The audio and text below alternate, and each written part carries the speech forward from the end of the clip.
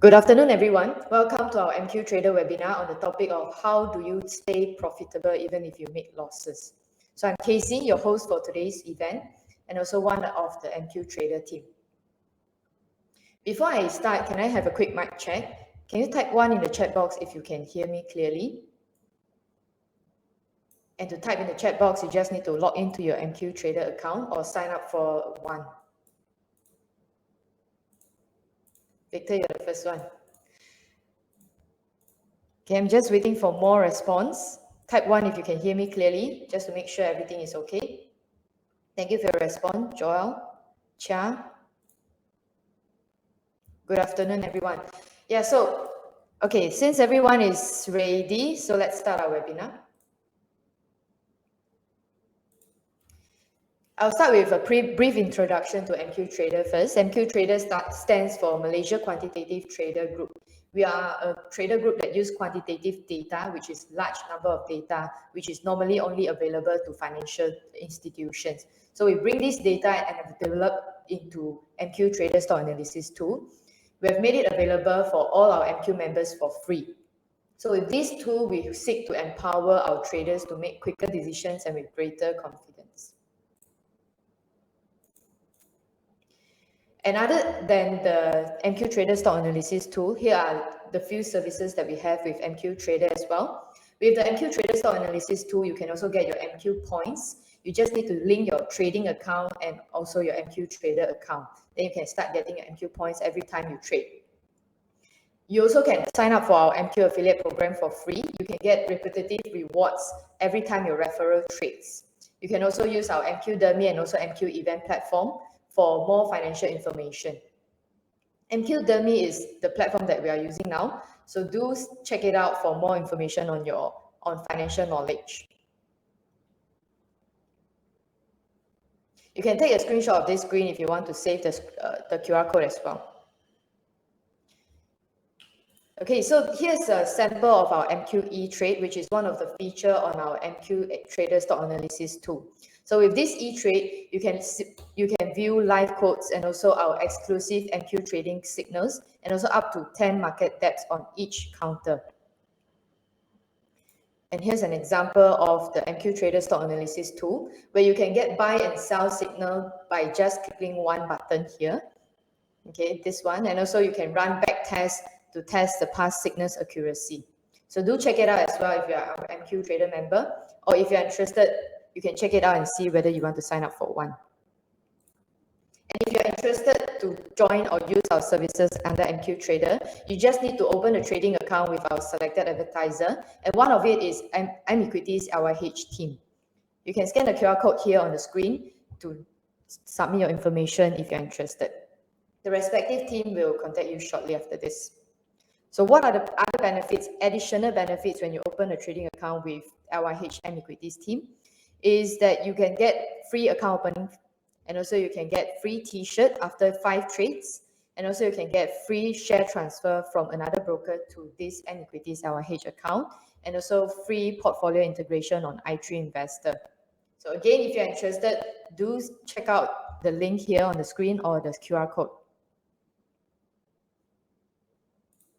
For all current MQ members, you can get 300 MQ points for check-in rewards. You just need to screenshot any parts of this webinar and then submit the screenshot in a quiz that will be sent to you after the webinar. So after you completed and submitted into the quiz, you can get the 300 MQ points check-in rewards. So remember to register for one if you want to get our quiz, the quiz link. We will send the quiz link to all who register. So do sign up for this webinar if you are interested in getting the 300 MQ points rewards. And I'll pause here briefly so that you can take a screenshot if you want.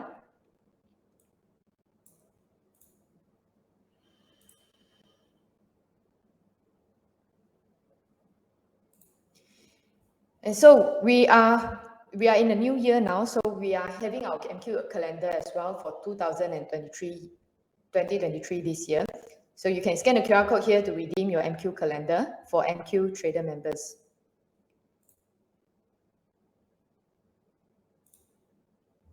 Here I want to briefly introduce you another broker, which is VC Plus. VC Plus is a global online trading platform. It has a lot of index options, foreign exchange options, commodity options, and etc. It supports various payment methods and it's registered with authorities around the world. With this VC Plus platform, you can also have access to platforms with one account. Account opening is free and also totally online, so do check it out for the account opening process by scanning the QR code on the screen.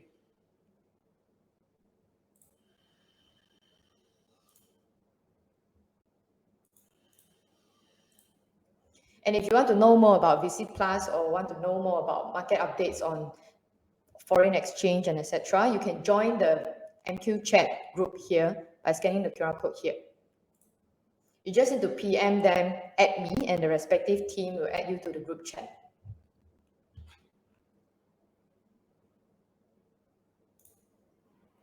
And by the end of the webinar, we will have a mysterious gift session. So send in your inquiries throughout the webinar, and also do sign in to your MQ Trader account so that you can send any of your inquiries through the chat box. We are giving out gifts worth up to 249 ringgit during the mysterious gift session. So do make sure that you stay till the end so that you can grab your chance to win the gifts. Again, a call out to sign into your MQ Trader account if you want to send any inquiries or feedback, or you want to interact with our speakers, or during the Q&A session, do sign into your MQ Trader account. And for today's event, we have invited Ka Yong, which is featured on Singapore CNA Money Mind, young investor when he was 23 years old. He was also awarded the most popular FX trainers in Malaysia and top Forex analyst in Asia. He is currently a market analyst in various platforms and also head coach at eSmart Academy. And about today's topic, he will be sharing on how to understand the importance of risk management and also the principles that every trader need to know. He will also let us know the strategies to manage risk accordingly. So after all the introduction, can I check if you are ready for Ka Yong sharing? Can you type ready in the chat box so that I know that you are ready now?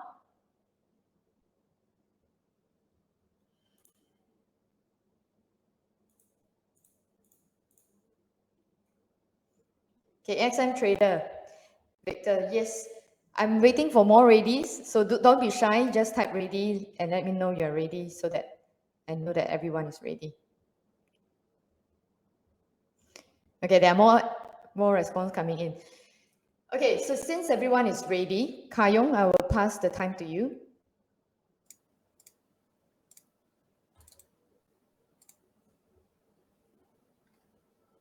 All right. Okay. Good. Good evening, everyone. Okay, or more accurately, good afternoon. Okay. Great.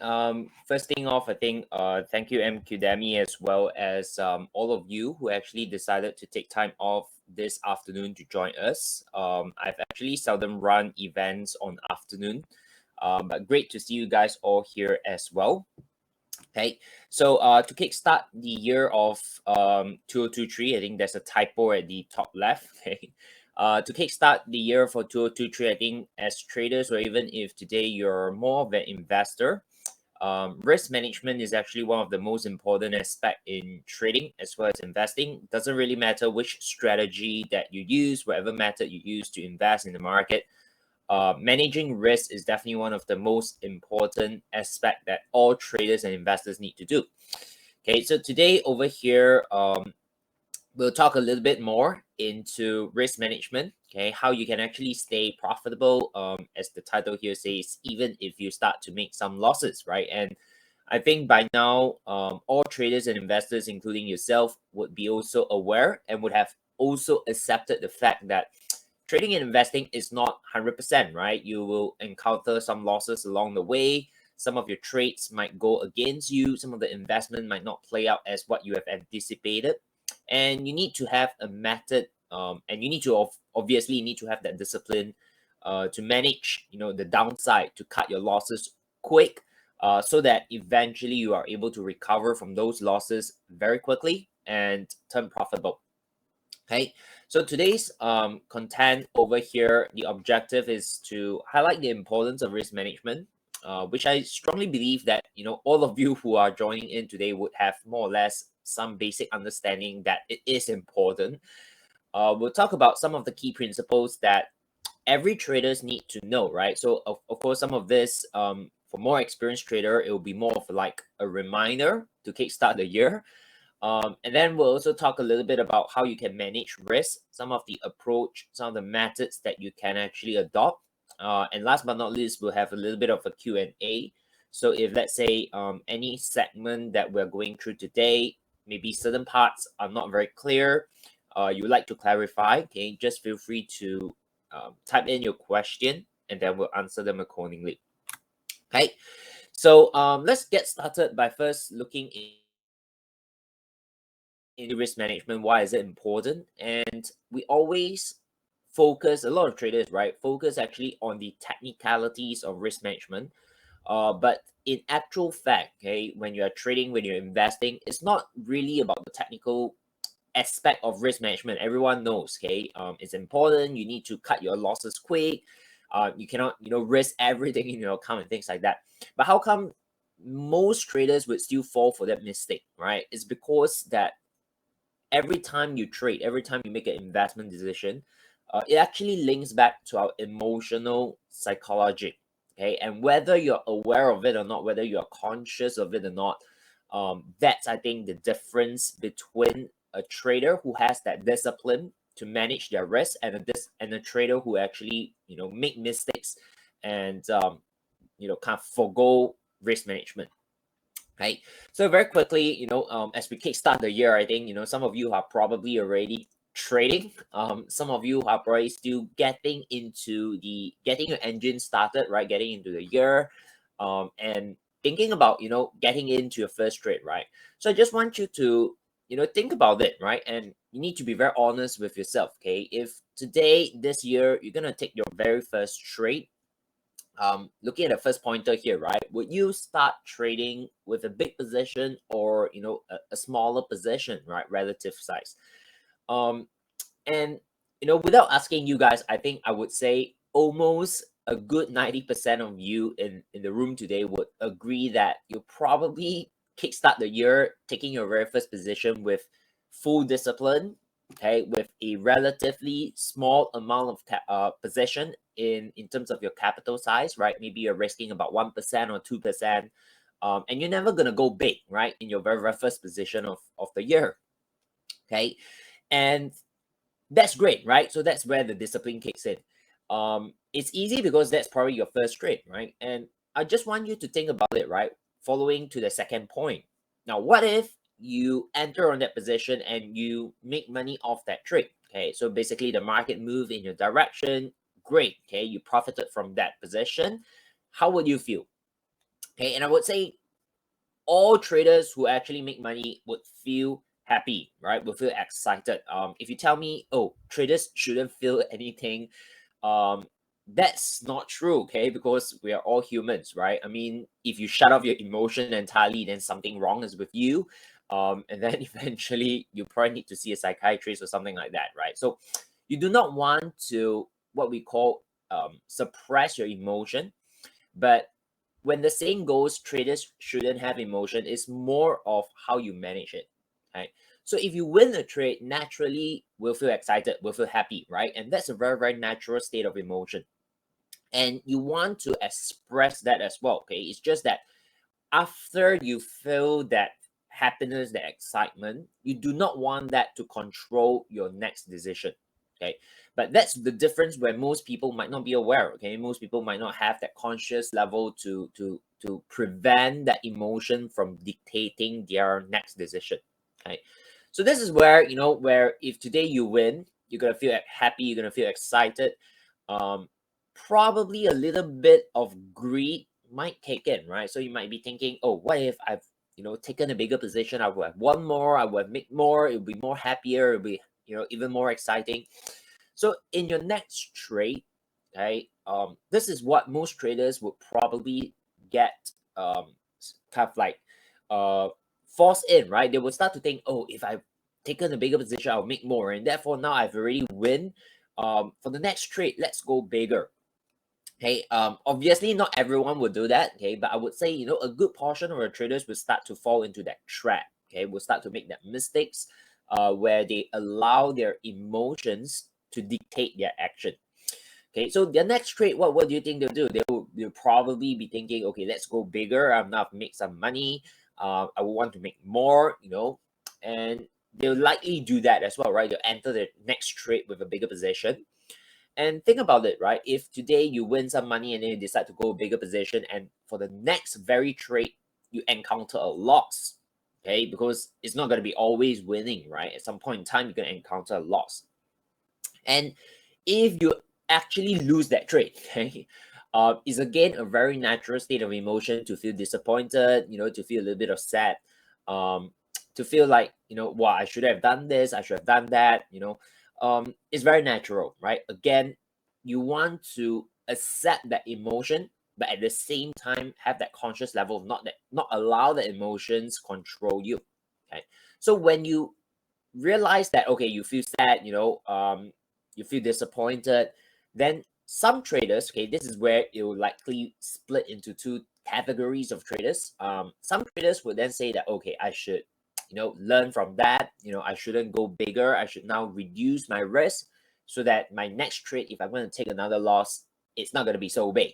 Okay, so what is actually driving their thought process there is a little bit of the fear element, right? The fear of, what if I lose again? Okay, I want to lose smaller, therefore I reduce my sizes. And then there's the kind of revengeful kind of trader, right? And they say that, okay, this trade I lost, the next trade I want to make back my losses, and I even want to make money out of it. Okay, so it's driven by a little bit of the revenge aspect of it, right? So what we're going to do is they're going to enter on a bigger position. Okay, so let's talk about the first category first, right? Where whenever you encounter a loss, you get fearful, you reduce your lot sizes, you reduce your position, and then you take your next trade. And what happens if the very next trade again is a winning one? Okay, then you'll be feeling the emotions like, I shouldn't have reduced that, right? Now that I've reduced, my profit is smaller, I might not even cover my previous loss and things like that. And then the whole cycle will tend to repeat, right? Because you're not aware of the emotions that are controlling you. Okay, and what you're going to do is every time you take a win, you're going to increase your position, but every time you take a loss, you're going to reduce your position sizing. And you would realize, if you're actually doing this, you know, you're always winning small, but you're losing actually relatively bigger than your winnings. Okay, and it becomes very difficult to make money, right? Because every time you win a little bit, but when you lose more. So that process makes trading very difficult, okay, for traders to actually make money. Now, on the other extreme end, okay, is the second category where they are more revengeful. This is the part where it's gonna spiral down very, very quickly, right? Because if you are losing and you want to take revenge and go bigger, to make back your losses, what if your next trade is a losing one again, right? So you're gonna stack up your losses fairly quickly, and if you keep increasing your position size, at one point in time, you're gonna burn out your account. Okay, so you realize that this two path, doesn't matter which you take, eventually it becomes very difficult for you to actually remain consistently in the market. Okay, because one, you keep win small, lose big, win small, lose big is a struggle. It's a very slow and painful process. The other path is where you double down. Okay, you keep increasing your position, revenge trading, fairly quickly. It's a fast death. Okay, fairly quickly you burn your account and then you're gone. Game over. Okay, so this is the part where I want you to start to connect. Okay, when we talk about risk management, it's not so much about just the knowledge and the technical aspect of managing risk, because everyone knows, right? Today you go out and tell people, oh, I'm a trader, I'm an investor, I should manage risk. Everyone agrees. Okay, nobody will deny that. But it's the execution, the following, the having that discipline to follow your risk management plan. It's the tough part. Okay, and that's where emotion comes in, and you need to be aware of that in order for you to hone that ability to control your emotions, right? So that's where I want to get started for today's sharing over here, right at the start, to let you know that it's not so much about the knowledge about managing risk. It's not so much about the math of it, but it's actually more towards the emotional aspect of trading. Okay, so some of the common mistakes that I just now mentioned, right? When you win, your position is small. When you get greedy, you increase your risk. And then when you lose, your position is big, you become fearful, you reduce your risk. And then every time you win less, you lose more. Trading becomes difficult, right? And when we break it down, at the end of the day, it's always about fear and greed. Okay. Now, as I mentioned, right, we're not telling every traders and investors to eliminate your emotions. Okay, that's unattainable. Okay, it's not going to be able to achieve because we are humans. We are always having the emotions. But what you want to develop is the skill set and ability to manage them. Okay, so there are different levels of emotion management. The first level is obviously being aware. Okay, so we talk about awareness, right? You need to first have that self-conscious level to know how are you feeling now. Okay, are you feeling fearful? Are you feeling greedy? Are you feeling revengeful? Or are you feeling, positive kind of emotions like, okay, I'm calm, I'm feeling confident now. Whatever that emotion it is, whether is it negative or positive, you need to first have that level of awareness. Okay, and when we talk about awareness, we are talking about also acceptance, right? You need to accept the fact that, okay, I'm feeling this now. Okay, and once you're able to achieve that, the next phase of emotional management is really about being able to look at it from a third person perspective. Okay, so you kind of pull yourself out of it, right? So for example, right now I'm feeling, let's say, fearful. Okay, I'm a bit scared because I just took a loss. Okay, so what you need to then do is, after you accepted that, okay, I'm feeling this now, the next stage that you probably want to do or train yourself to do is to pull yourself out and look at yourself as a third person. Okay, so for example, right, so my name is Karen. I'll give you a very simple example. It sounds weird, but you don't need to do it out, right? You just need to really follow through the process, right? So what you imagine yourself doing is, imagine you look at yourself and say, oh, Kayong right now is feeling fearful. When you're able to do that, when you're able to detach yourself out from that emotion, you start to gain better control out of it. Okay, and of course, all this takes practice, right? It's not something that, oh, you listen about it today and then eventually tomorrow you are able to achieve it. No, you need to practice it. But that's the next step, right? The next step is to detach yourself from the emotion. And the third step is where, once you're able to achieve the first phase and the second phase, the third phase is basically making that decision from a third party perspective, right? So now that you've detached yourself out of the emotions, you're able to then be very calm and make a decision not based on the emotion anymore. Okay, so it sounds a little bit like, wishy-washy. You can't really visualize exactly what is that, but that process is very, very important. Okay, so over here, when we talk about emotional psychology, some traders are just too lazy to work on it. Okay, they don't really understand the importance and the connection between risk management and emotions, and that's where I hope today's webinar, today's sharing over here will give you that kind of level of awareness. Okay, and of course, is the knowledge and the technical aspect of risk management important? The answer is yes, right? Because if today you have no idea how to calculate your proper position size, you have no idea or no clue, right, about what is probability and things like that, then risk management becomes something that you have no idea what it is too, right? So you want to have both. You need to have the knowledge of risk management. You need to know the technical aspect of risk management. And you also want to connect that with that emotional control over it. Okay, so from there, let's talk about this terminology here called drawdown. Okay, because when we talk about risk management, you probably come across this term drawdown pretty frequent.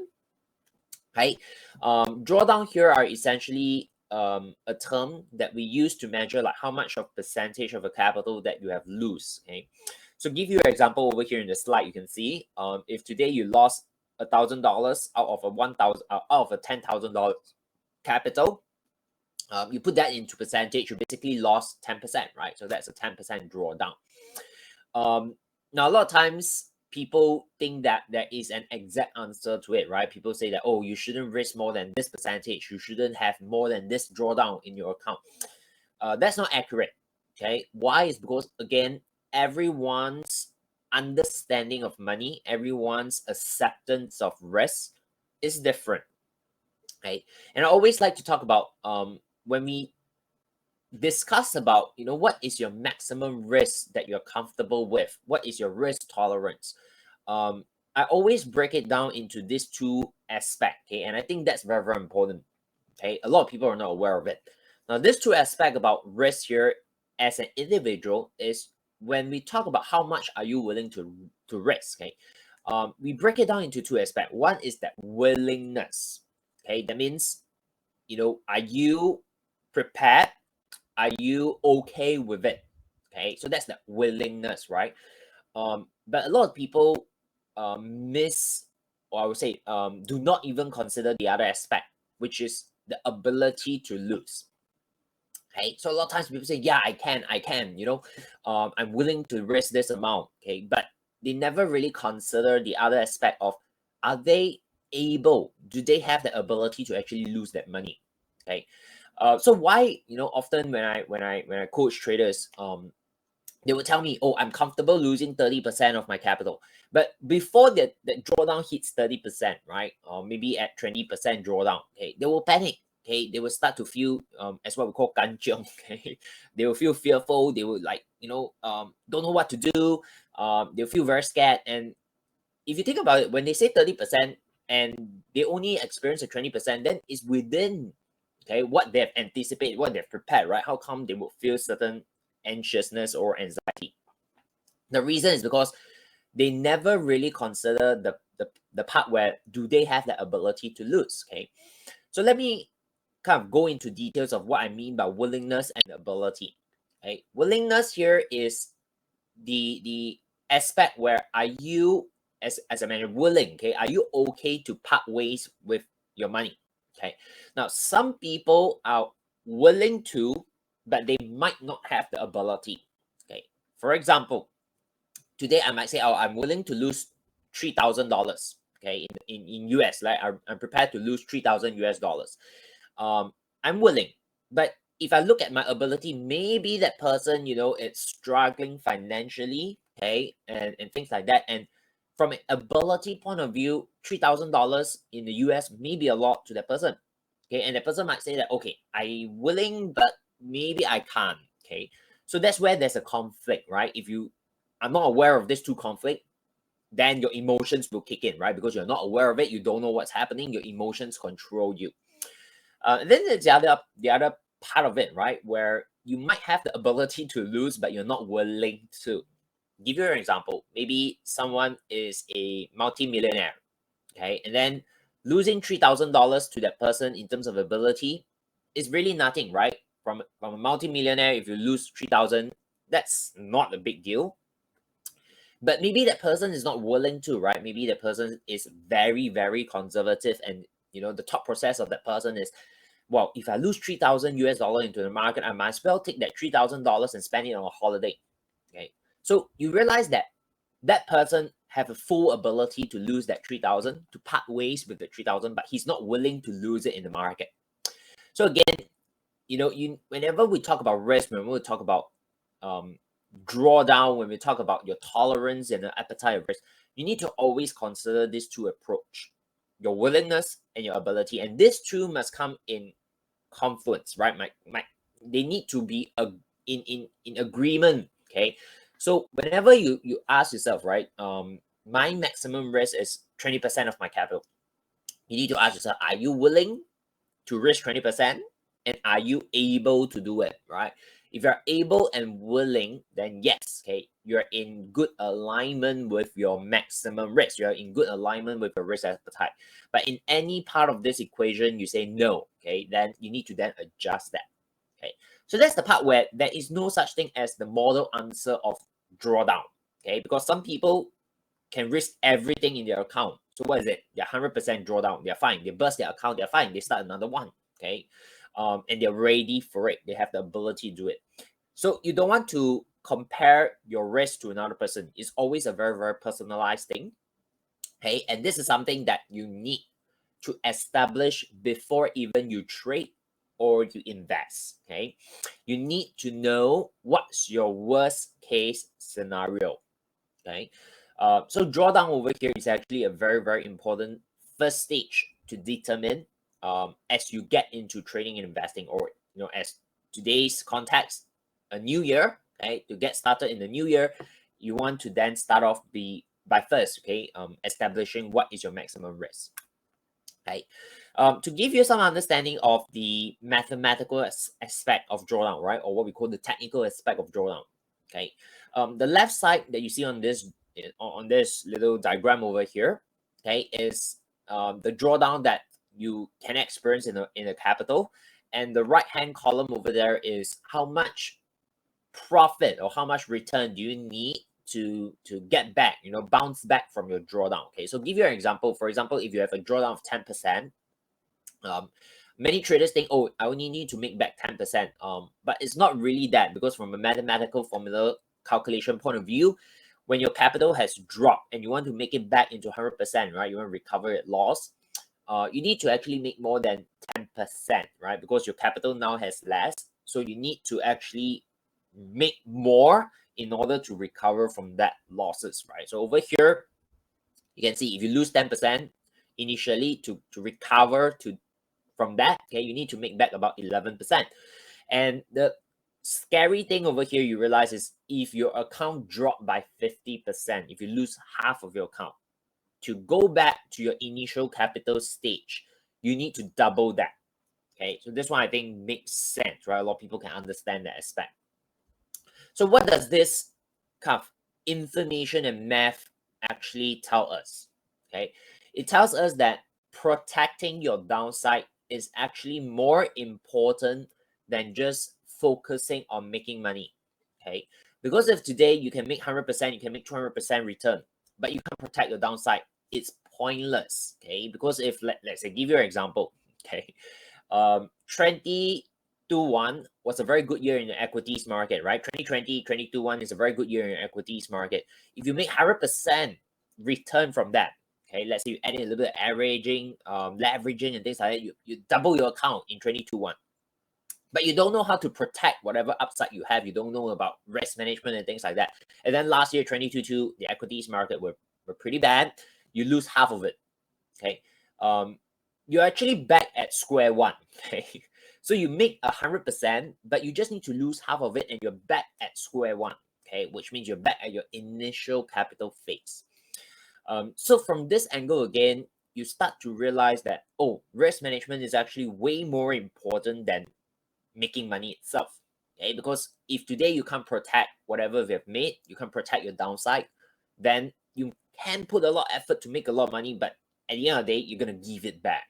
Okay, so this is something I just want you to have in mind. Okay, whenever you are approaching trading, investing, always put more emphasis and more importance to risk management than how much money you can make. Okay, because if today you're able to be very disciplined, very strict with your risk management, you're gonna be in this game for long. Okay, and that is one of the goals. Okay, because not every year is easy. Some years are easy, some years are tough. You need to make sure that you can pull through and remain in the market even during the tough years. Okay, and with that, you are able to then ride, okay, when the market is easy. Good. So that's kind of like understanding more in terms of the importance of risk management, how it relates to your psychology and emotion. So the next part over here is to talk a little bit about the key principles of it. Okay, and whether you're trading or whether you're investing, there are three things you need to know. Okay, and the keyword over here that you can see on this slide, right, is the keyword of before entering a trade. Okay, this is again a very, very common mistake that many times, traders would come and ask for my opinion, right? So something like this will go along the way where they have a trade running and then they come to me and say that now I have this buy trade. What should I do about it? out of the blue, you ask me something like that. I have no context. I have no idea about your strategy. I have no idea about your trade plan. I have no idea about your risk. I have no idea why you actually got in the first place. I can't answer you. Okay. Or for example, some traders would say, oh, I'm in this position. I'm losing this amount now. What should I do?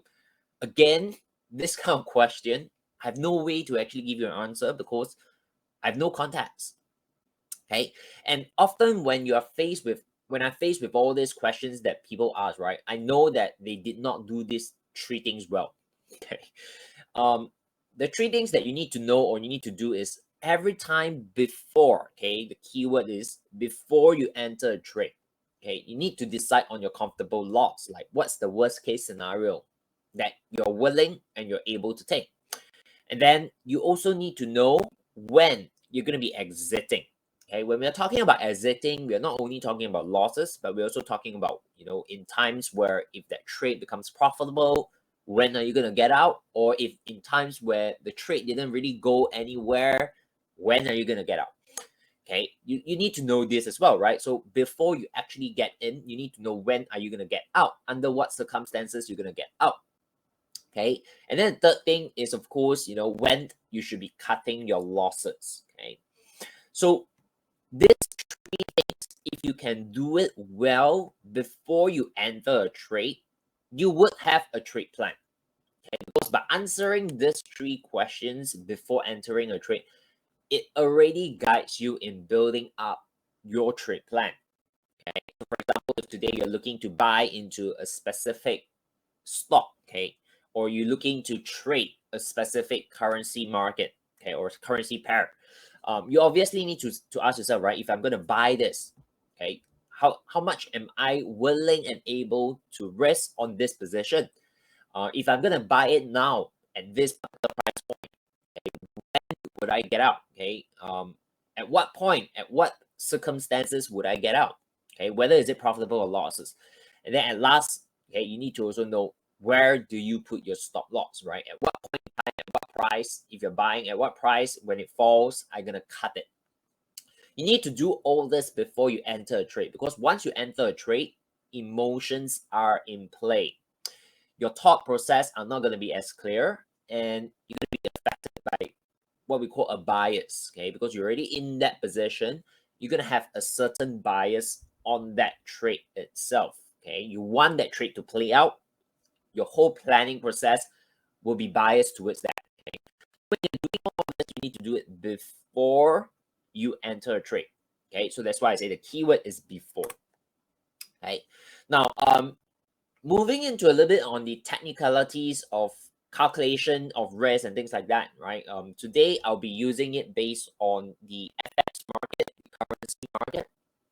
The principles are the same, okay? Just that if today you're trading the US market or the local Malaysia stock market, I think the calculation and some of this terminology might be slightly different, but the principles are the same, okay?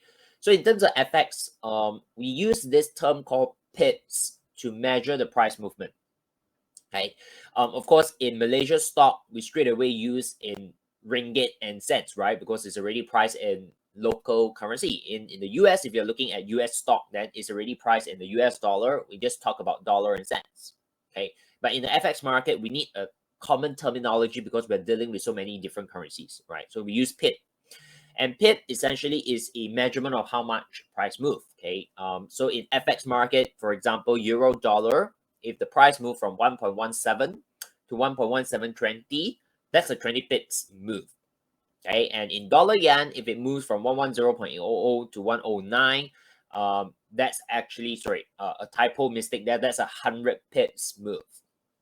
Okay, so if there's a Japanese yen in that particular currency pair, we look at 2 decimal place. Okay, so the second decimal becomes our 1 pip unit.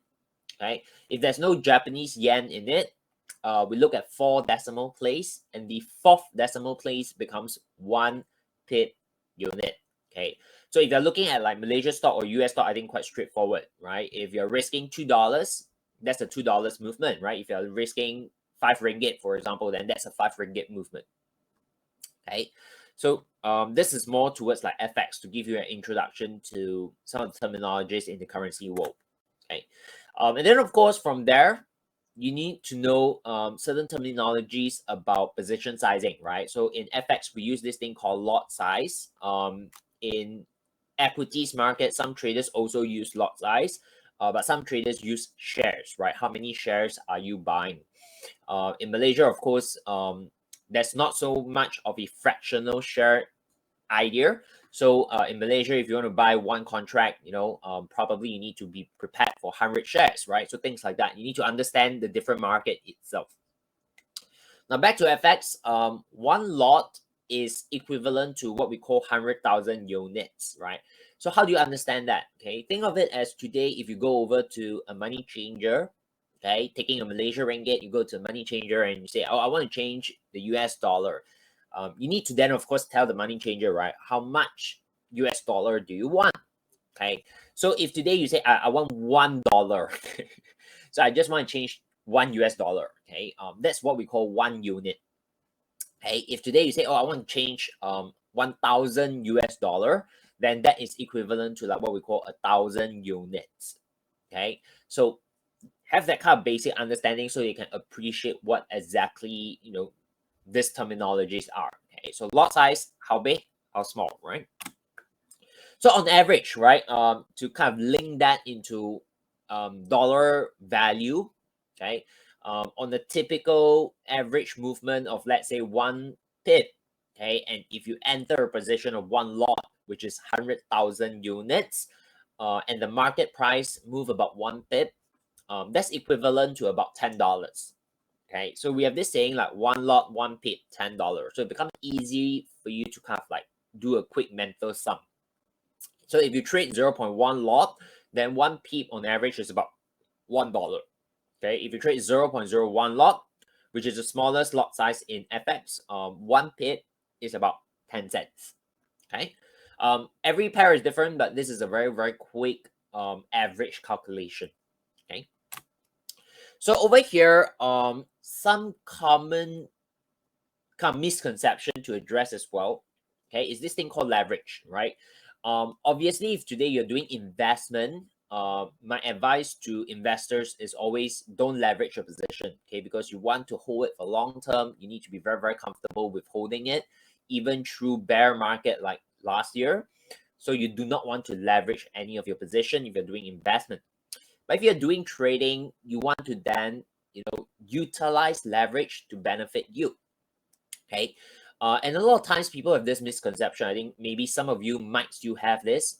When we talk about FX trading, about currency trading, and they would say, oh, currency market is very risky. It's very dangerous. Why? Because you have very high leverage, and the currency market move very fast. Therefore, it's risky. It's dangerous. Okay, that's not true. Okay, because if you truly understand what leverage is, it's a tool. Okay, it's like if today you say the higher the leverage, the more dangerous it is, the riskier it is. It's just like saying the sharper the knife, the more dangerous it is. But that doesn't make sense, because if today you are a chef, you want the knife to be sharp, right? Or else you can't cut. Okay, so think of leverage as a tool. There's no such thing as, well, leverage is risky or leverage is safe.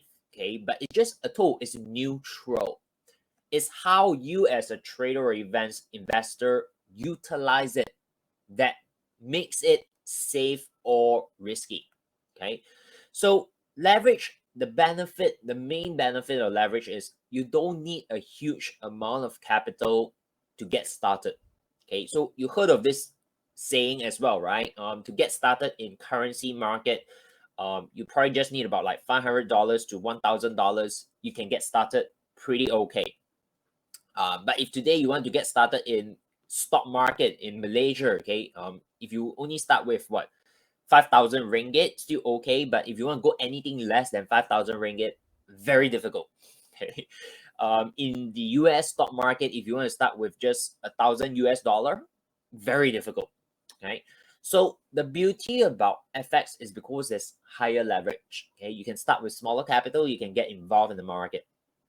Okay, so over here, of course, there's some calculation and things like that, but you don't really need to know the formula behind it.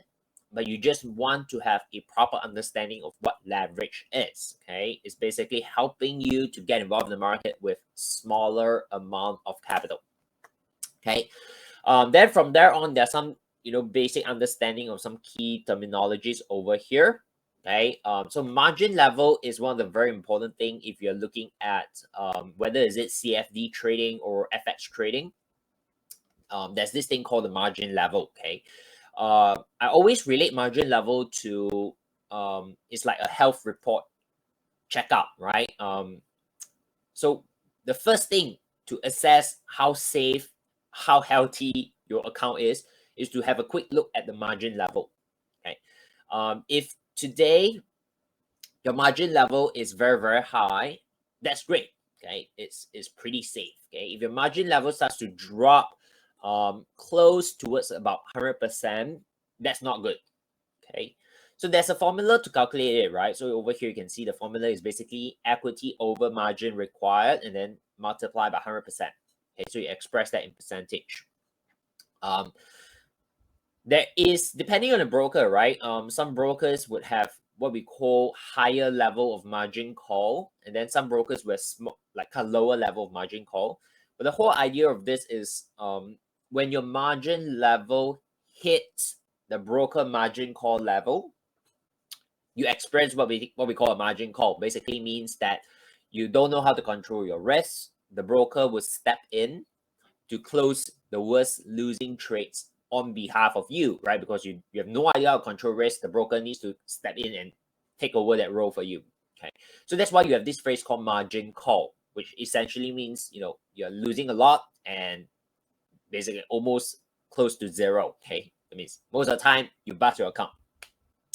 Okay, so over here, margin level is a very, very quick way to assess. Okay, so this part here is where to give you some reference of guidance, right?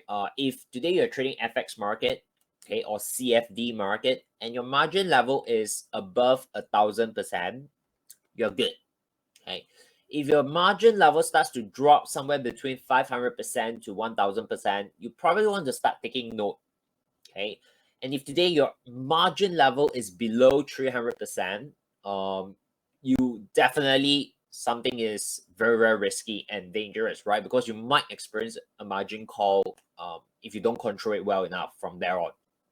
Okay, but having said all this, okay, if today you follow a very disciplined process of managing risk, you know where you're going to cut your losses.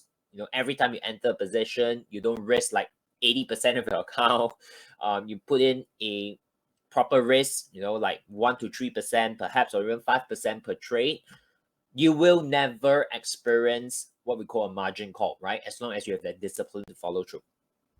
Okay, so this is the part where we'll dive a little bit into like the various approaches and strategies to help you manage that.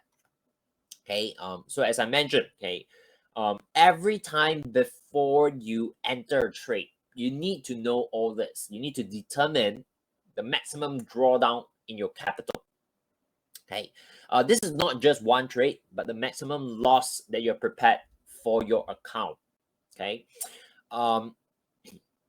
sometimes you might hear people say, right, whatever you put in your account, you must be prepared to lose everything.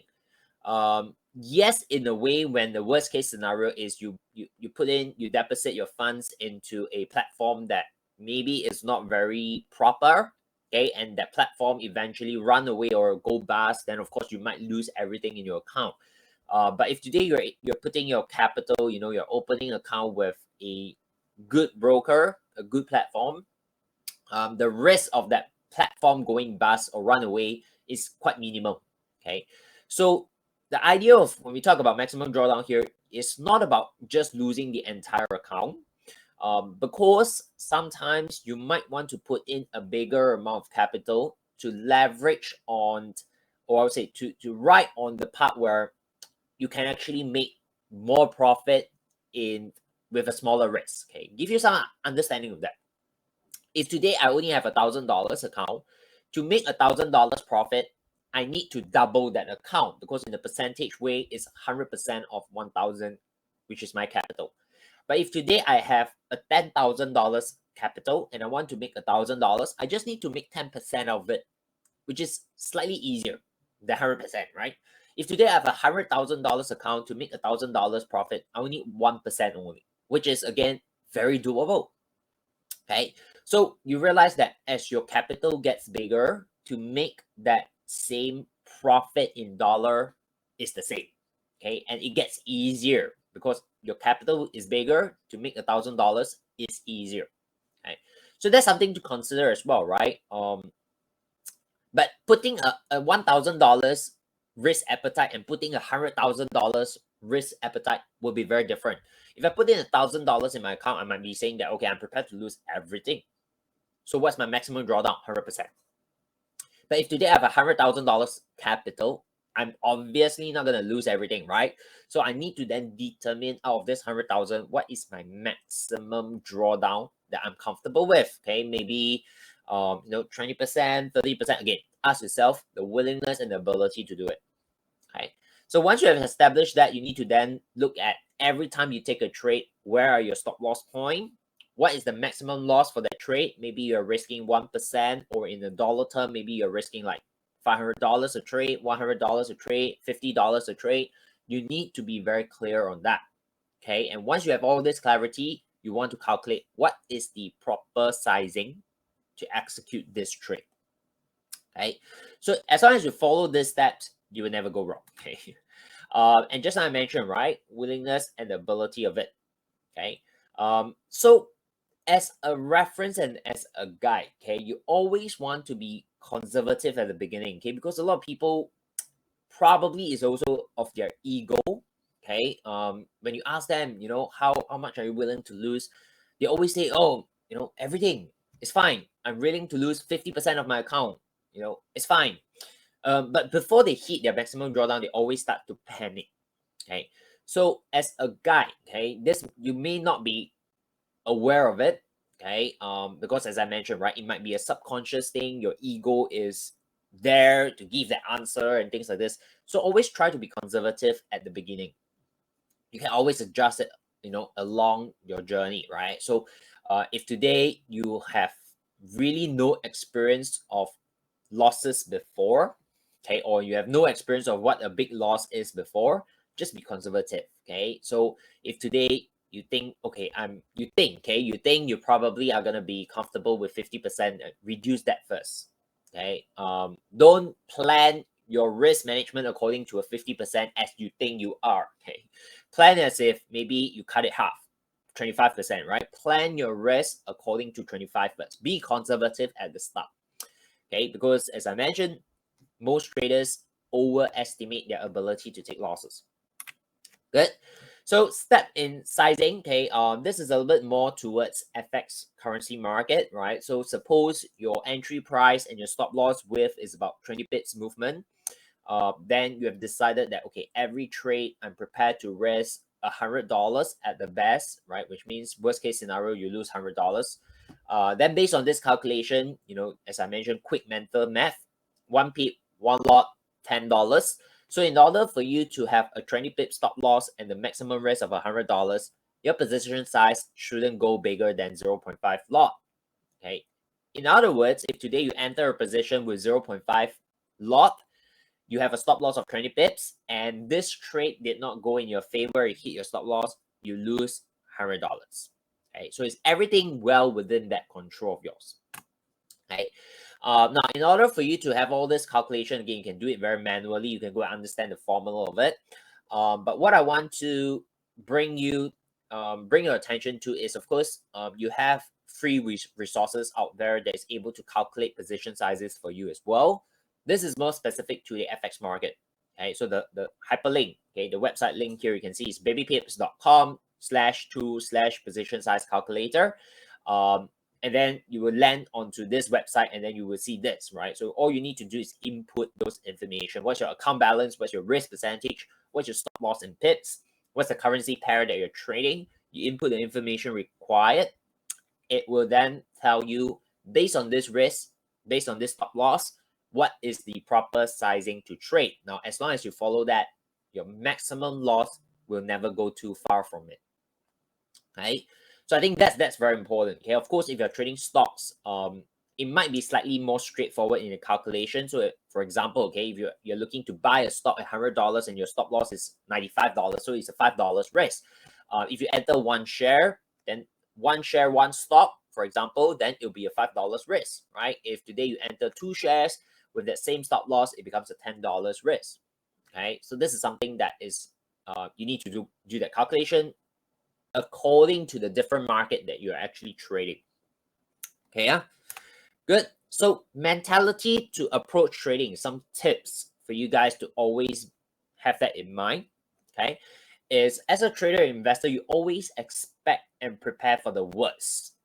Okay, so what is the worst case scenario in the trade? Is you lose it. Nothing really bad can go worse than that, right? You lose a trade. Okay? And you want to ask yourself, are you prepared to take that loss? Okay, that's the worst case scenario, right? Because a lot of times when I talk to traders, they always ask, how much can you make? How much can you make? But they never really ask, like, what's the worst risk? What's the worst loss? Okay, so as a trader, you want to flip that. Okay, you always prepare for the worst case scenario first, and any wins that you get, take it as a bonus, right? Great, I'm prepared for the worst case scenario. It did not happen. It ends up a winning trade.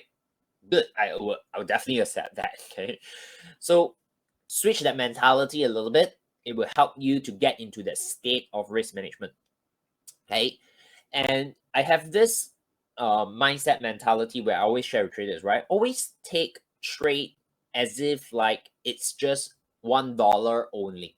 Okay, now let me elaborate a little bit what I mean by this. Okay, if today, for example, right, you're walking down the street, and then suddenly your coin drop into the drain. Okay, let's say you're in Malaysia, okay, a 50-cent coin drop into the drain, okay, or maybe two 50-cent coin drop into the drain, right? So 1 ringgit in total. Would you be like, your entire day, your mood is spoiled, you have no appetite to eat, you don't go anywhere, you feel very sad just because of that 1 ringgit? You probably won't, right? You probably say, okay lah, bad luck. Let's move on with it. Let's continue to do things that I do, right? You probably won't also dirty your hands, dig down into the drain to get back your 1 ringgit. You probably just let it go. Okay. And that's the mentality that you want to also have whenever you take trades. Okay. It's like today I take trade, I'm prepared for the worst case scenario, which is a loss. And if I lose this trade, so be it. Okay. I'm prepared for it. It's just $1. Okay. Have that kind of mentality. So if today you realize that, I can't have that. When I lose this trade, I will be very painful. I will feel very sad and things like that. Then it kind of hint to you, okay, whatever risk they are putting onto this trade is too high for you. Okay, means you want to reduce your risk. You want to reduce the amount. Okay, reduce it to a certain point where you realize that, lose then lose law is only $1, right? Have that kind of mentality. So this is also a process where as you develop this, you start to realize that you will build that relationship with money. Okay, of course, at the start, if you're fairly new to trading, you might feel that your amount on this might not be very big, but as you progress in your journey of trading and investing, you realize that you get comfortable as the amount gets bigger too. Okay, so there's no like one size fits all, right? This is the part where you need to go and explore for yourself. What is your $1 only amount? Okay, I'm not like saying here $1 means every trade you risk $1. Yeah, is that mentality that's more important. Okay, and of course, in the world of trading and investing, if you're looking for higher returns, you need to be prepared to take higher risks. There's no such thing as, I want higher return but zero risk. You can't find it. Okay, or there's no such thing, I want very high return but very low risk. It doesn't balance as well. Okay, so just have in mind that in trading and investing, it's always about high risk, high return, lower risk, lower return. Good. Yeah. So I hope that helps. I saw a couple of questions just now. Okay, maybe we can take some time to go through those questions. Yeah, we will go into our Q&A session soon, but let me have a brief intro of it as well. So I'll share my screen first.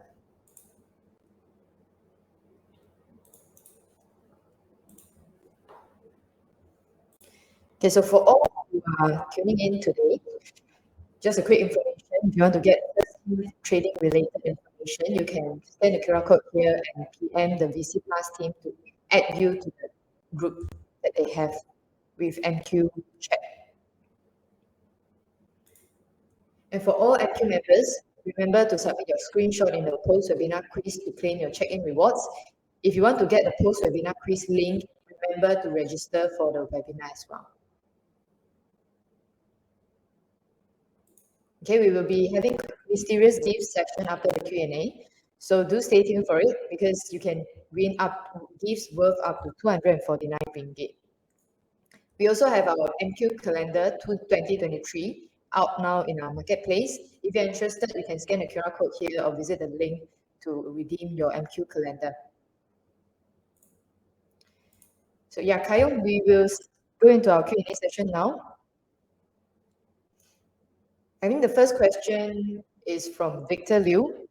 He's asking some basic terminology for you to explain a bit more on basic terminology. About lot. So lot varies depending on which CFD you buy. So what does it mean, he asks? Okay, I think the reference here on CFD is probably gonna be US stock market. So of course, depending on the price of the stock that you're trading as well. And I mentioned just now, right, in terms of like every position you take, maybe your stop loss will be different. Some positions, maybe your stop loss are wider. Some positions, your stop loss may be tighter. And if today you are willing to risk based on a fixed amount, right? So for example, $100 every time you take a trade, you're prepared to risk $100. Then based on these two positions, because of your stop loss is different, the position size that you get involved in it is also different, right? Because if your stop loss is tighter and you're prepared to risk $100, you can go a bigger size. You can take a bigger position. But if today your stop loss is wider, but you're still only prepared to risk $100, then your position size needs to be smaller, right? So that's where your lot size can vary, and you need to go and calculate it, right, based on when you're entering a position, what is your stop loss? Yeah. So Kayong, I also understand that metals or commodities have different lot size as well. Maybe you want to explain on that as well. Yeah. Okay. So this one here, I think every platform that you use would have a slightly different definition of their sizing, right? So for example, some platforms would say a one lot is how many units. So for example, some platforms would say, okay, one lot is equivalent to 1,000 units. Some platform would say one lot for gold and for commodities, for example, right, or even CFDs. They would say one lot is equivalent to 10,000 units. Okay. So this is the part where we can't be too general in terms of like for commodities and CFDs. We can't be too general and say that one lot is equivalent to how many units. Okay, because every platform will probably be slightly different. You need to do a check with the platform that you're trading for commodities and shares. But for FX, generically, it's the same. Okay, that's why I share with you more in terms of example of the currency market, is because generally across board, for FX market, like 0.01 lot is 1,000 units. Yeah, so this is something that you need to then go deeper to the specific platforms that you're using to understand like what is one share or what is one lot equivalent to, how many shares, how many units. Yeah, so basically it depends on the platform itself. Yeah. Okay, so the next question is from Cha. He or she is asking, what is the best stop loss point and what is the best percentage drop for stop loss? Okay. I think for this question, it's not so much about like there's no answer to that. It's really because there are few factors you definitely need to consider. For example, like what is the time frame you're looking at, right? Are you looking at short-term trades, long-term trades? If you're looking at short-term trades, obviously your stop loss are smaller. If you're looking at like swing trades, right, position trades, you need to give the market sufficient room to move around, so your stop loss are generally wider. So this is something that there is no direct answer, right? And of course, you also factor in the current market volatility, right? If the market is very volatile, you might want to factor that in and put a wider stop. If the market is in a very range environment, is small in volatility, then there's no need for you to put a very big stop. Okay, so for that, I think it really depends on various factors, as I mentioned, and it boils back down to like the strategy that you're using to enter and exit the market. I remember there's one screen that you're sharing a table of the stop loss point and also the return percentage. Is it a 5% is a good start for stop loss? Not really. I think this is. Let me just very quickly jump to that. I think this is the screen you're referring, right? Yeah. Okay. This I'm not saying that 5% is a good stop loss point. But this chart here basically illustrate, if you lose 5% of your capital at the start, you need about 5.3% to get back to that initial capital. So again, to set like how much risk do you want to trade every time you enter a position, is really dependent on individual profile, right? So you again ask yourself, like, if today I risk $100 for this trade, are you okay with it? Are you able to risk $100, right? If you're saying, okay, no problem, then you think that you can risk more, then you repeat that process, right? Ask yourself, if today I risk $200 in this trade, if I lose $200 out of this individual trade, this one trade, am I willing to accept it?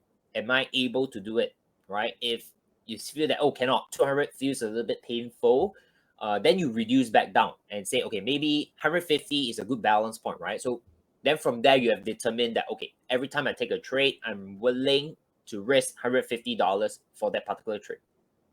So this is how I would kind of suggest, the process to kind of determine what is the risk that you want to put in for every time you take a trade. So it boils down to how much risk we can take, how much we can lose. Yeah. So thanks for clearing the air. I think because of the time constraint, we will keep to one last question, which is from Shah. So she's asking, during a volatile period, a stop loss point may be easily hit. So do we allow larger stop loss range, or do we keep the original point and then just exit when the stop loss is hit? I will always say that when you put in a stop loss, right? So you need to understand the objective of having a stop loss is to tell the market, tell the broker, right? Tell the platform that, all right, this trade has invalidated my idea and help me to get out of it. Okay. So a lot of times traders would look at stop loss as just plainly, oh, that's my cut loss point. Okay. But as you design your stop loss and you design your trading plan, you need to understand the intention and the objective of stop loss is basically to set a price point where your trade idea no longer stays valid. Okay, so for example, if you want to buy, right, and very simple understanding of it, right, using maybe support and resistance, right. So if today you buy into a trade, okay, you want to buy a trade, and you have a support below it, right? So a very logical way of looking at it is if price breaks below that support, is no longer in an uptrend, I don't want to be getting involved in the buy, right? So then you would put a stop loss, you would design a stop loss to be below that support, right? And that's how we would suggest you to design the stop loss. Not like, oh, I want to put a 20 pip stop loss and therefore I just put a 20 pip stop loss. That doesn't make sense because what in the context of that trade, that 20 pip might mean nothing. So you want to design that stop loss in a very specific way where it fulfills the objective and the intention of it, which is to get out of a trade when your idea no longer is valid. So when you have that process, when you design a stop loss in that way and you put that stop loss there, and the market did hit your stop loss, then you should be getting out because at that point in time, you have already planned and say that, oh, when the market hits this price point, it's no longer a valid trade and I should be getting out. So there's no reason for you to then shift your stop loss otherwise. That is something that I would suggest for most traders, in fact, all traders, right? Unless you're like super experienced, you have another way to kind of recover from it. You know how you can actually manage it further. So if you don't have all those in plan, then stick to that stop loss and just be disciplined and get out of that trade. So discipline is the key. Yep. Okay. Thank you, Kayo, for sharing with us today. And so, thank you for all who tuned in as well. I believe you have learned a lot from Kayo. And we'll be starting our mysterious gift session now. So remember to log into your MQ ID if you have not done so that you can send in your answer in the chat box. I give everyone about 10 seconds to do so. So basically how the mysterious gift session works is we will show questions and answer on the screen. Answers options. So you need to send in your options that you think is correct. So the first person who got it correct will get the gifts. And we'll be giving out 2 gifts for each question. There will be 3 questions during this session and 2 winners for each question. Total will be 6 winners. So get ready with your MQ ID login and also the chat box ready. We'll start very soon. Right, we'll start now. The first question is, which emotions often affect us when trading in the market? I believe Kayo mentioned it in the very beginning of his sharing. Which emotion often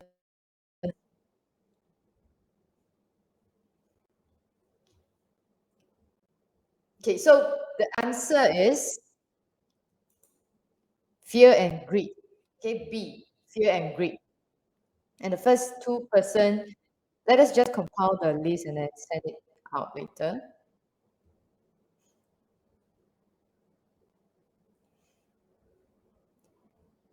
Before we announce any winner, for those who win or when we announce winners, do use the Google link here to submit your contact details so that we can arrange the gifts to be sent to you. So the first 2 winners is Prashna and Adam Yong. So remember to use the link here to submit your contact details so that we can send the gifts to you. Next. Second question is, what is the measurement that is often used to measure one's risk tolerance and also risk appetite? A, profitable, markup, draw out, or draw down. And I believe, again, this is a very simple answer. Kayong mentioned it in his sharing quite often.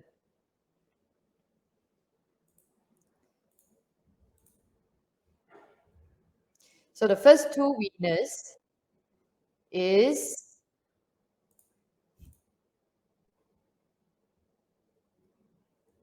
based on my screen, because many times it may have some differs, but based on our screen, okay?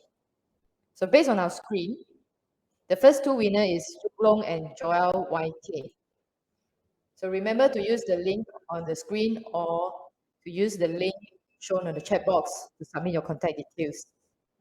By the end of the webinar, if you didn't receive any of your contact details, we will consider it as a forfeit. So do submit your contact details soon.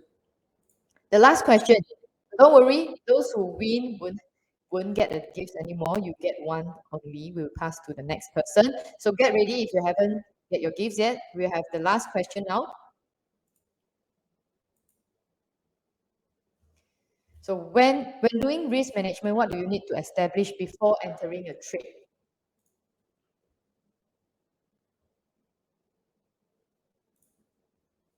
What do you need to establish? HC saying you are the fastest in this question, and Cairo Nizam. Let's see whether you got it correct. So yes, the answer is A, stop loss. You need to establish a take profit point and also a stop loss point. So when you want to take profit and also when you want to get out if it's not moving in the right direction. So the first 2 person to win in this session is HC Seng and also Khairul Nizam.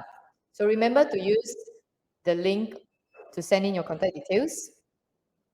While waiting for others, let me just brief you about MQ Trader again. We are a Malaysia Quantitative Trader Group and we use quantitative data. We have used this quantitative data and developed the MQ Trader Stock Analysis tool, which is free or made available for all our MQ members for free.